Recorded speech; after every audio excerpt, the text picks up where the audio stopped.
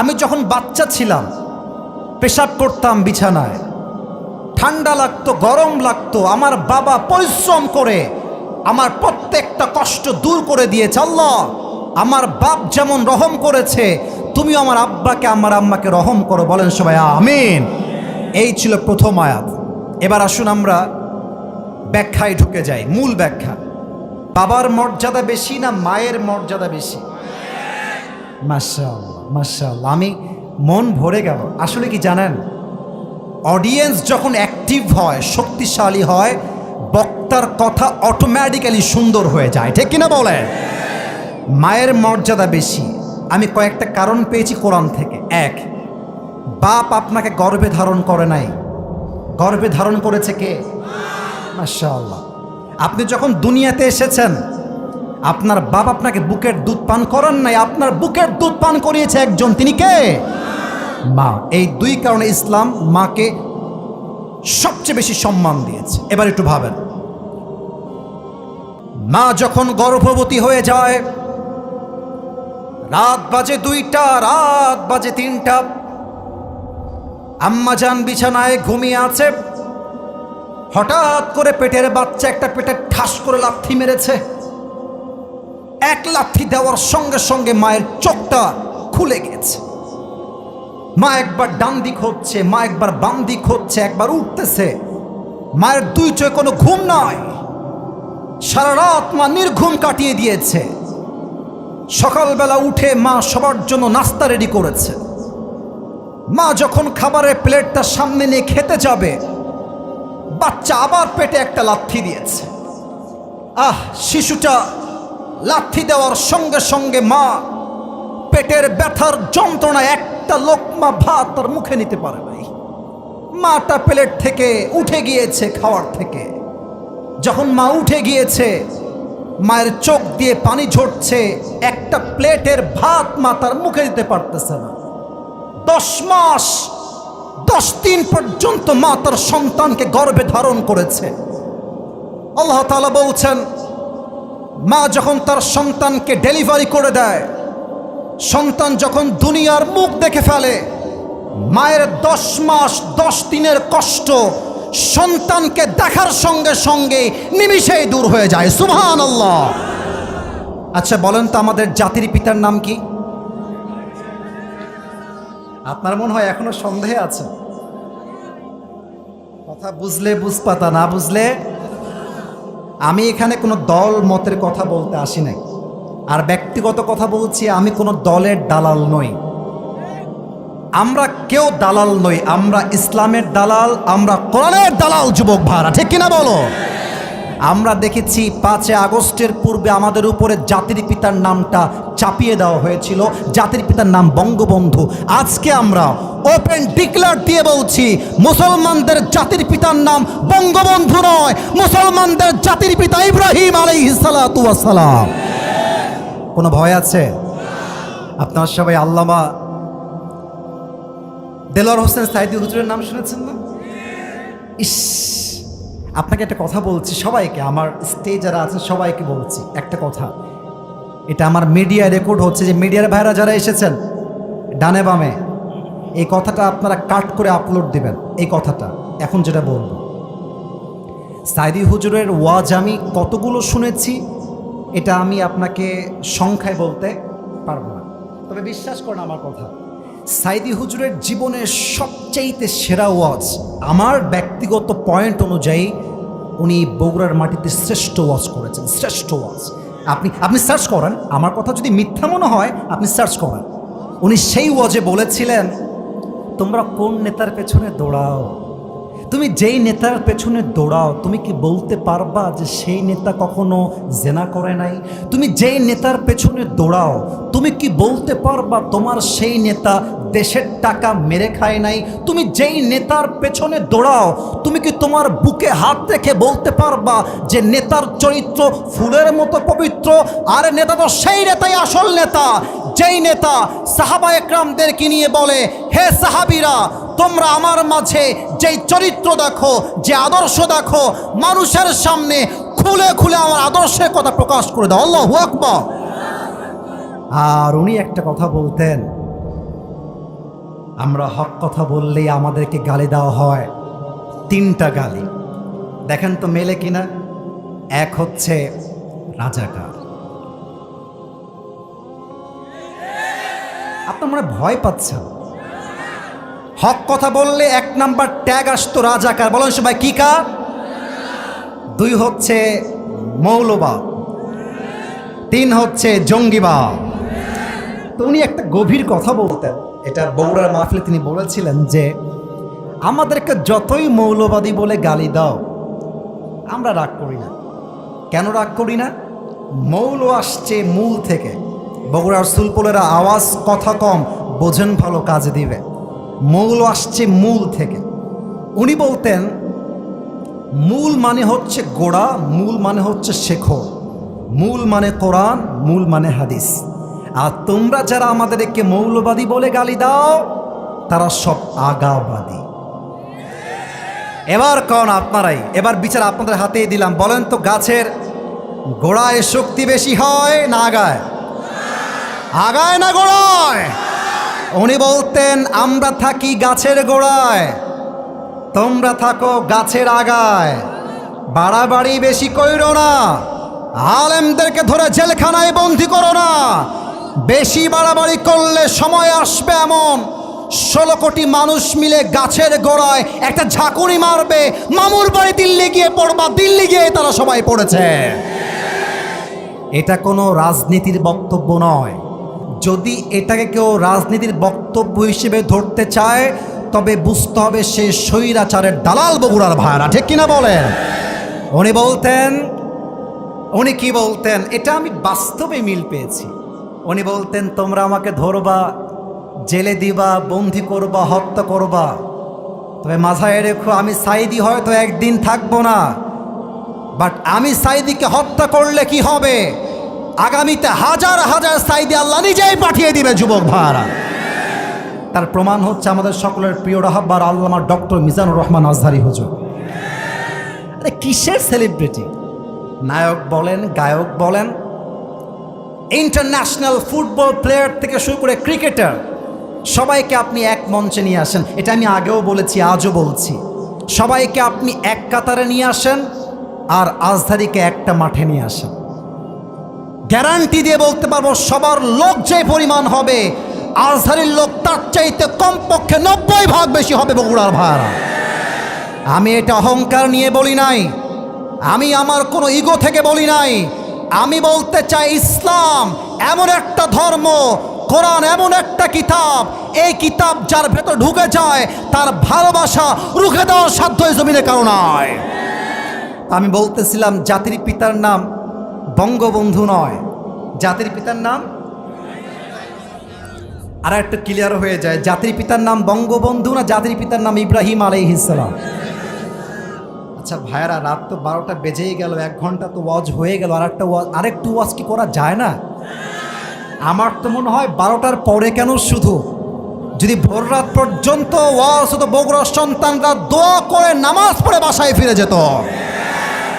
আচ্ছা একজন যুবক বাম থেকে দাঁড়াবেন, দাঁড়িয়ে একটা তাকবীর দিবেন, লিল্লাহি তাকবীর। কে আছে? বাঘের বাচ্চা। আচ্ছা সামনে কেউ আছে? হ্যাঁ দাঁড়াও, লিল্লাহি তাকবীর দিবা, স্লোগান দেখা যাক। হ্যাঁ তাকবীর দাও।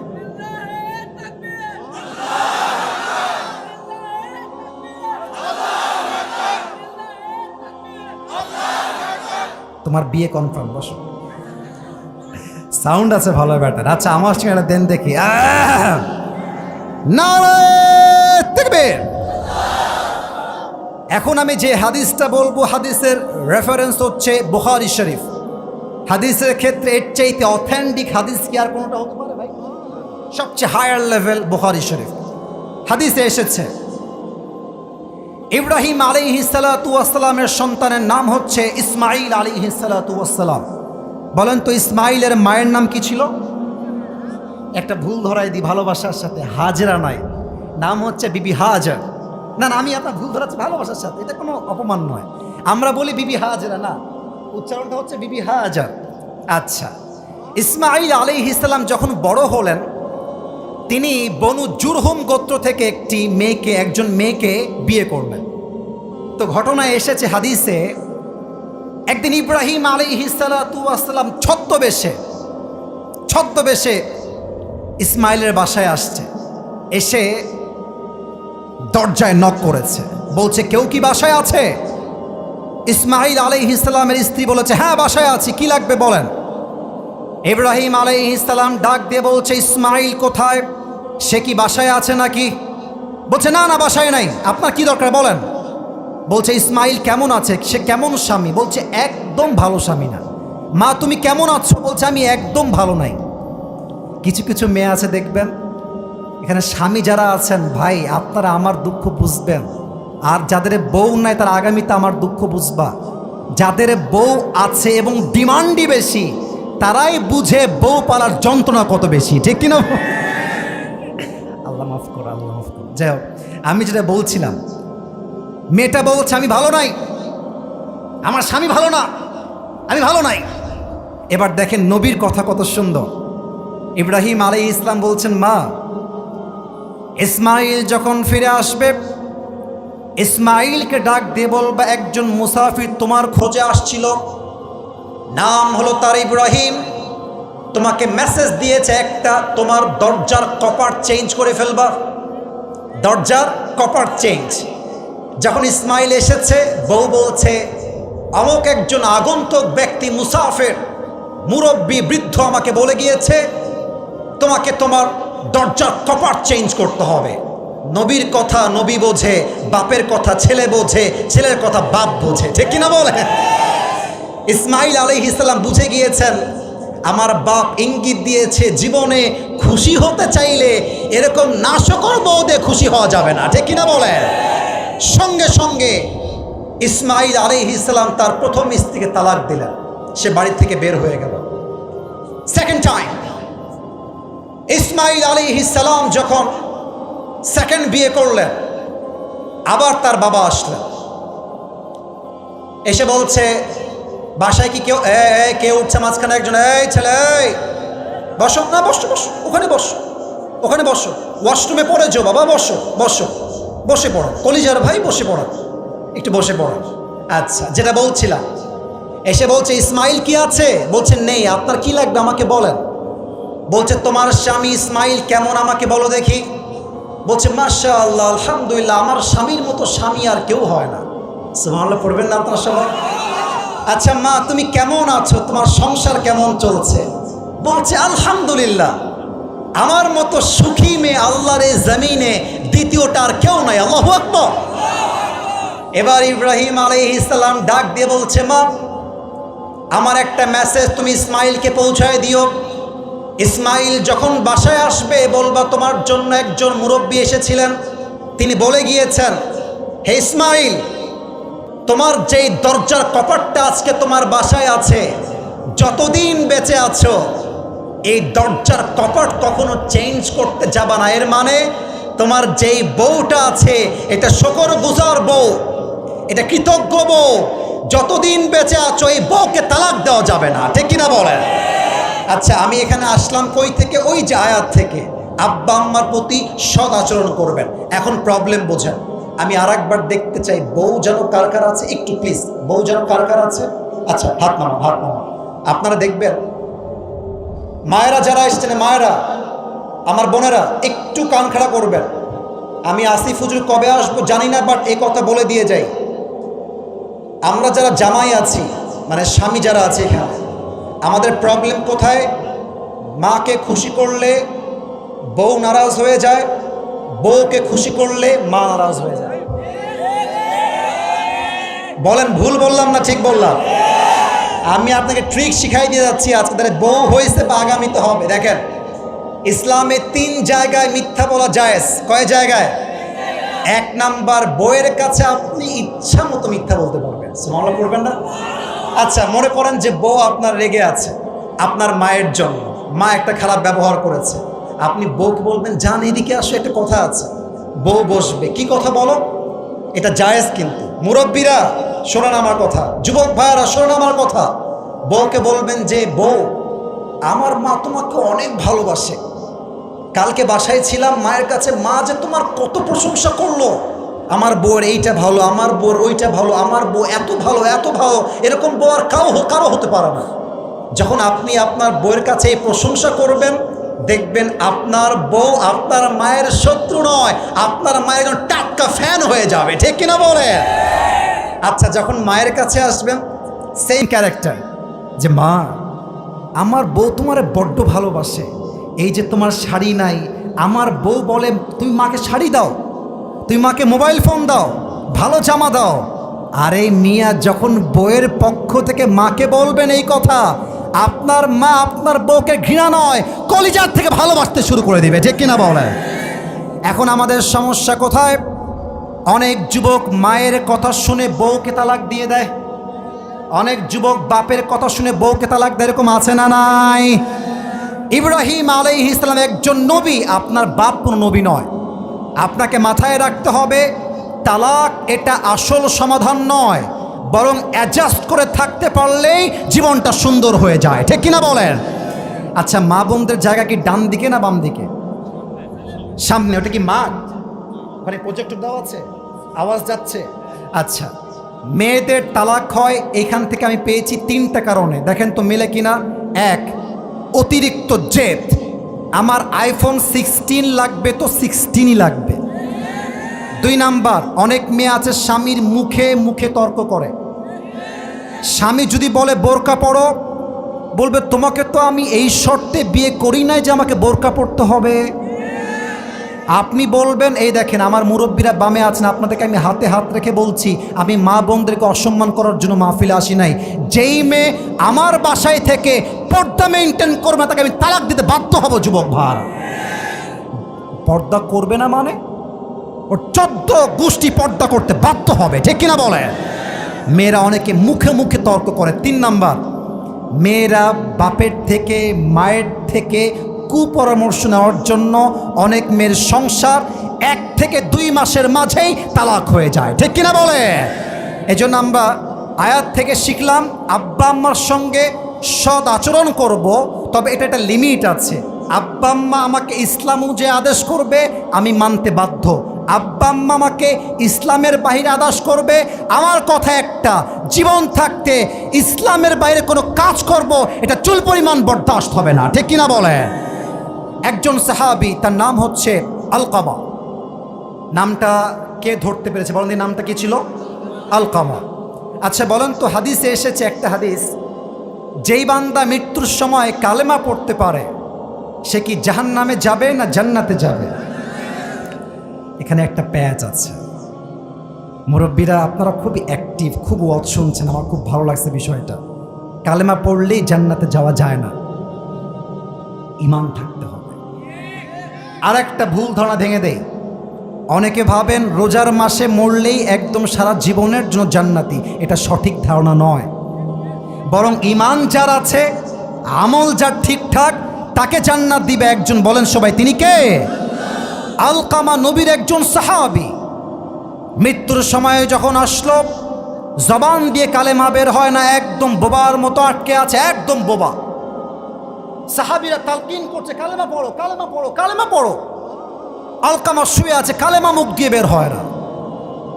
একটা পর্যায়ে গিয়ে সাহাবা একরাম নবীর কাছে গেলেন, ইয়া রাসূলুল্লাহ, আলকামার মুখ দিয়ে কালেমা বের হয় না, ইয়া রাসূল, আমরা কি করতে পারি? নবীজি চালাক ছিলেন, বুদ্ধিমান ছিলেন, উইজডম ছিল অনেক বেশি। নবীজি বলছেন তার মায়ের কাছে যাও, বলো আপনি কি আলকামার উপরে খুশি আছেন কিনা। সাহাবীরা গিয়েছে, ডাক দিয়ে বলছে, হে আলকামার মা, আপনার সন্তান মৃত্যুশয্যায় রয়েছে, কালেমা পড়তে পারছে না, আপনি কি সন্তানকে নিয়ে খুশি না বেজার? মায়ের মাথা নিচু হয়ে আছে। মা বলছে, আমি আমার সন্তানকে খুশি দেখে আমি রাখতে পারি না, আমার সন্তানের উপরে আমি রাজি নই, আমি মাফ করতে পারবো না, তোমরা এখান থেকে বের হয়ে যাও। এবার নবীজি নিচেই আসছেন, এসে বলছে, হে আলকামার মা, আপনি একটু বাহিরে আসেন। বাহিরে এসেছে। এটা কি ফুটবল মাঠ না এমনি স্কুল মাঠ? ঈদগাহ মাঠ। মাঠের উপরে নবীজি একটা লাকড়ি নিয়ে আগুন জ্বালিয়েছেন। কি জ্বালিয়েছেন? একটু জোরে বলেন, কি জ্বালিয়েছেন? আর বলছেন, সাহাবা একরাম শোনো, আলকামাকে নিয়ে এসে তোমরা আগুনে ফেলিয়ে দাও, যাও নিয়ে আসো সবাই। মা দাঁড়িয়ে আছে। মা বলছে, ইয়া রাসূলুল্লাহ, না না না, আমার সন্তানকে আগুনে ফেলবেন না, প্লিজ এটা করবেন না। রাসূল বলছেন, আম্মা জান, আপনার সন্তানকে আপনি দুনিয়া আগুনে পড়তে সহ্য করতে পারবেন না, আর আপনার সন্তান জাহান্নামের আগুনে পড়বে, এটা আপনি কেমনে সহ্য করবেন? আম্মা জান মাফ করে দেন। আম্মার সঙ্গে সঙ্গে মাফ করে দিয়েছেন, আর আলকামার মুখ দিয়ে কালেমা জারি করে দিয়ে একজন দিয়েছে। একজন বলেন সবাই, তিনি কে? এজন্য আব্বা আম্মার দোয়া ছাড়া মৃত্যুর সময় জবানে কালেমা জারি হতে পারে? প্রিয় ভাইরা, বাজে হচ্ছে 12:10। আমরা অনেক প্রশ্ন পেয়েছি, অনেক কিছু পেয়েছি, তবে একটা কথা কি জানেন? আপনারা এত শান্ত পরিবেশ দিয়ে প্রমাণ করেছেন বগুড়ার মানুষ আসলেই ইসলামকে ভালোবাসে। আচ্ছা, বগুড়ার একটা সুনাম আছে যে বগুড়ার সুলপুল যেখানেই যায়, যেই স্কুলে যাক, যেই কলেজে যাক, দেখবেন যত ছাত্র টপ র্যাঙ্কে থাকে বগুড়ার সন্তানরা 1 নাম্বার রেজাল্ট গেইন করে, ঠিক কিনা বলে? তো আমি এখনো ওয়াজটা শেষ করতে পারি না, আরেকটু অংশ বাকি আছে। পুরস্কারটা দিয়ে শেষ করব। রাত যদি 12:30 বাজে তাও আমরা থাকতে রাজি আছি না ইনশাআল্লাহ? একটু হাত তোলেন তো সবাই, দেখি একটু হাত তোলেন সবাই, একটা কাশি দেন। দেখি বাঘের বাচ্চারা কি মরে গেছে না জেগে আছে? নারায়ে তাকবীর। আল কোরআনের আলো, আল হাদিসের আলো, কোরআন হাদিস যেখানে, আলেম ওলামা যেখানে, বগুড়াবাসী যেখানে, আল্লাহ যেন কবুল করে। পড়েন সবাই আমিন। সর্বশেষ একটা হাদিস বলেই পুরস্কার দিব, যদি কমিটি আমাকে পারমিশন দেয় প্রশ্ন পড়ব, আদারওয়াইজ আমরা পুরস্কার দিয়েই দোয়ার দিকে যাব। বলেন সবাই আওয়াজ করে ইনশাআল্লাহ। বলেন তো আমাদের শেষ নবীর নাম কি? মুহাম্মাদুর রাসূলুল্লাহ সাল্লাল্লাহু আলাইহি ওয়াসাল্লাম। নবীজির বাবার নাম কি ছিল, কে বলতে পারে? আব্দুল্লাহ। মাশাআল্লাহ। বলেন তো নবীজির বাবা নবীর জন্মের পরেই মারা গিয়েছেন না নবীজির জন্মের আগে মারা গিয়েছেন?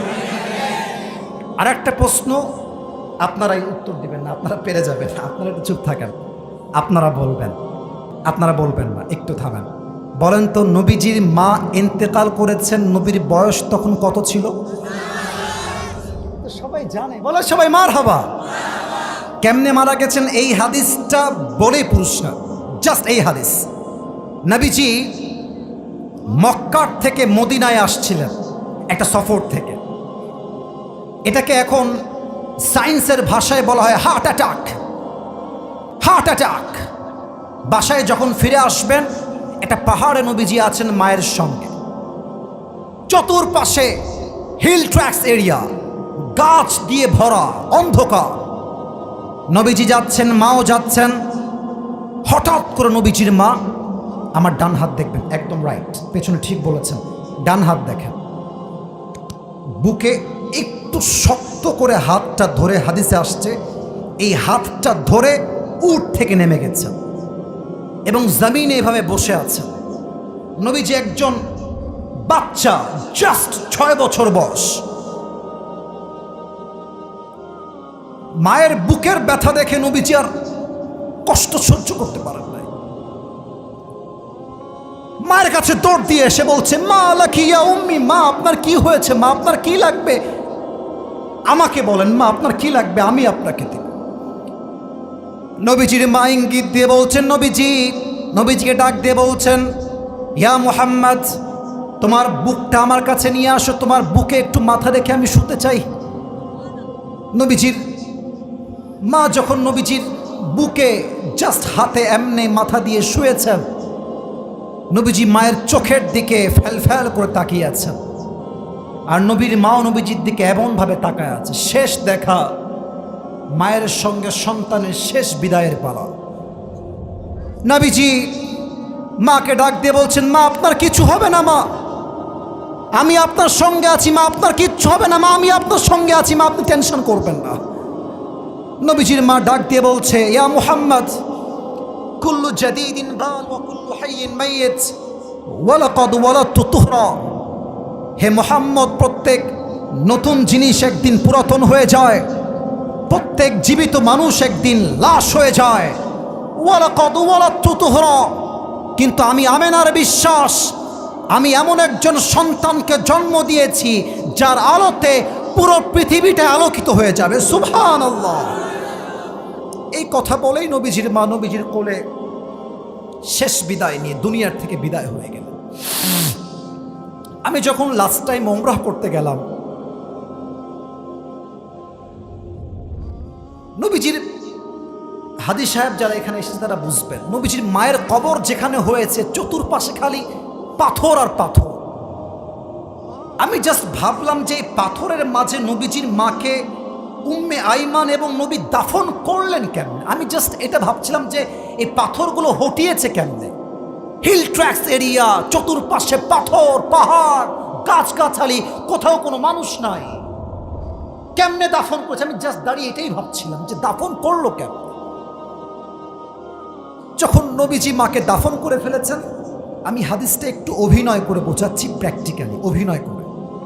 নবীজি মাত্র 6 বছরের একজন শিশু বাচ্চা, মায়ের কবরের উপরে এই যে 2টা হাত এমনি দিয়েছে, আর কপালটা মায়ের কবরের সঙ্গে লাগিয়েছে।